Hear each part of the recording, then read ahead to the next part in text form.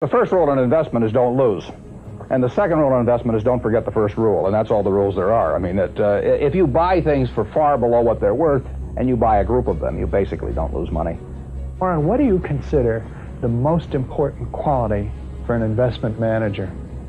It's a temperamental quality, not an intellectual quality. You don't need tons of IQ in this business. I mean, you have to have enough IQ to get from here to downtown Omaha, but you do not have to be able to play three-dimensional chess or be in the top leagues in terms of bridge playing or something of the sort. You need a stable personality. You need a temperament that neither derives great pleasure from being with the crowd or against the crowd, because this is not a business where you take polls. It's a business where you think.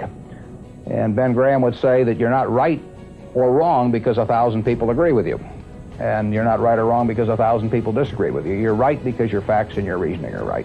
Warren, what do you do that's different than 90% of the money managers who are in the market? Certainly most of the professional investors focus on what the stock is likely to do in the next year or two, and they have all kinds of arcane methods of approaching that, but they do not really think of themselves as owning a piece of a business. The real test of whether you're investing from a value standpoint or not is whether you care whether the stock market is open tomorrow. If you're making a good investment in a security, it shouldn't bother you if they close down the stock market for 5 years. All the ticker tells me is the price. And I can look at the price occasionally to see whether the price is outlandishly cheap or outlandishly high. But prices don't tell me anything about a business. Business figures themselves tell me something about a business, but the price of a stock doesn't tell me anything about a business. I would rather value a stock or a business first and not even know the price, so that I'm not influenced by the price in establishing my valuation, and then look at the price later to see whether it's way out of line with what my value is. So Buffett chose to stay in this world, Omaha, Nebraska, where corn grows just minutes from downtown. Now, Omaha is a nice town, but nobody claims it's a world financial center. Here, the only thundering herd is actually on 4 feet. Don't you find Omaha a little bit off the beaten track for the investment world? Well, believe it or not, we get mail here, and we get periodicals, and we get all the facts needed to make decisions. And unlike Wall Street, you'll notice we don't have 50 people coming up and whispering in our ear that we should be doing this or that this afternoon. You appreciate the lack of stimulation here? I like the lack of stimulation. We get facts, not stimulation here. How can you stay away from Wall Street? Well, if I were on Wall Street, I'd probably be a lot poorer. You get overstimulated in Wall Street, and you hear lots of things, and you may shorten your focus, and a short focus is not conducive to long profits.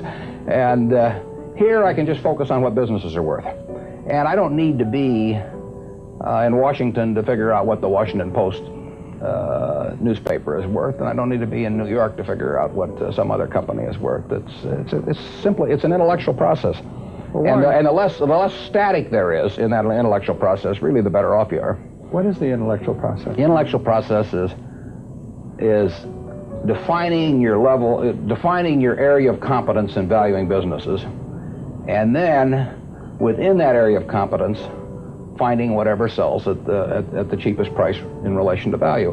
And there are all kinds of things I'm not competent to value, but there are a few that I am competent to value. Have you ever bought a technology company? No, I really haven't.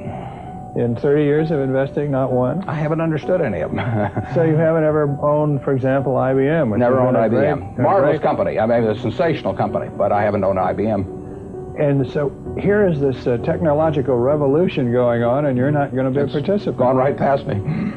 Is that all right with you? It's okay with me. I don't have to make money in every game. I mean, I don't know what cocoa beans are going to do.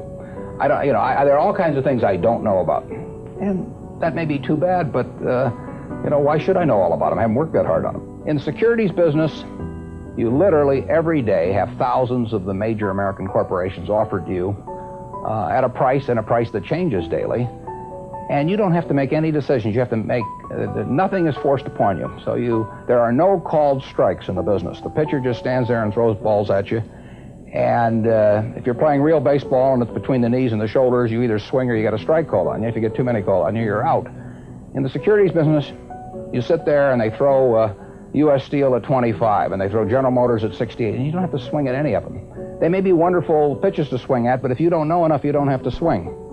And you can sit there and watch thousands of pitches, and finally you get one right there where you want it, something that you understand, and then you swing. And so you might not swing for 6 months. You might not swing for 2 years. Isn't that boring? It would bore most people, and certainly boredom is a problem with most professional money managers. If they try to sit out an inning or two, not only do they get somewhat antsy, but their clients start yelling, "Swing, you bum!"